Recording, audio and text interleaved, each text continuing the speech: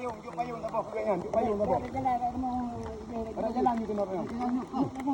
Lu lah no. Jak je. Jit. Jit. Sebabnya ni dorong tadi. Jit. Jadi Saudara Lun, inilah salah satu warga yang kami evakuasi di antara warga lainnya. Ini masih banyak warga kami yang terjebak. Alhamdulillah teman-teman, berkat kerjasama kepemudaan Gampong dan juga masyarakat Gampong untuk menyelamatkan masyarakat yang bisa katakan lansia. Jadi inilah suasana kami hari ini. Sampai saat ini tidak ada logistik untuk dikonsumsi oleh anak-anak atau masyarakat di desa kami. Mana ni? Hai. Daiti. Ada daiti. Kau yang cingkli aku je.